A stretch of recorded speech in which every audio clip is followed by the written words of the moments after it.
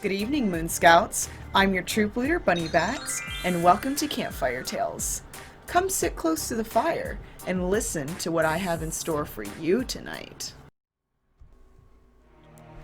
The Last Night of Judy Fipps by RCain Tales.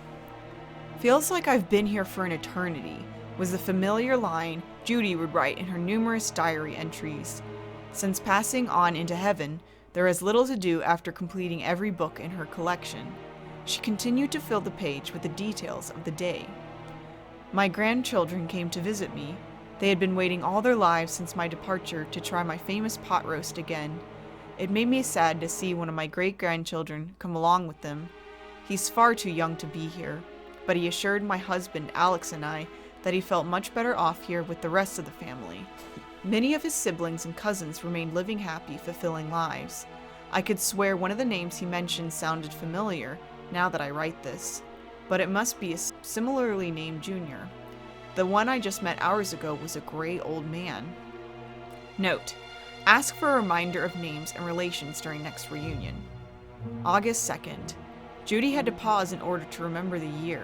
She flipped back to the previous page, but August 1st had no year written either. Again, the top of the page read, "Feels like I've been here for an eternity." Judy didn't remember writing that. She knew it was a recurring phrase, but it struck her to find the July 1st page headed in the exact same phrase. In fact, every single page in the diary had the same line, "Feels like I've been here for an eternity." Judy closed the book and swung open the cabinet which contained the rest of her books. She traded her diary for her copy of Ray Bradbury's collection of works. She wanted to take her mind off the incident and reread her favorite short story, There Will Come Soft Rains. Upon opening the first page, her heart seemed to stop. The top of the page was in her handwriting and read, "Feels like I've been here for an eternity." She frantically flipped through every page, and again all said the same. Judy threw away the book and began digging through the cabinet, pulling out every book and skimming through them like a madwoman. Page after page, book after book. Feels like I've been here for an eternity. The dates remained consistent, but never was there ever a recorded year. Every book that filled her cabinet was a completed diary, and every heading was the same. Feels like I've been here for an eternity. Judy did the only thing she could think to do, and prayed.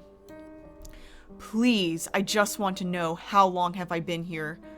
She received empty silence in response. Tears welled up in her eyes. Will it ever end? At that very utterance of that phrase, every light in her room was gone. Everything around her disappeared as if a cord was ripped from an outlet that powered her perception. Judy slowly walked forward with her arms outstretched, but she never felt a single obstacle blocking her way. Then she ran as far and as fast as she could. Nothing impeded her. Judy screamed at the top of her lungs, but no echo traveled back. She could only perceive it from her own body, as if her ears were filled with water.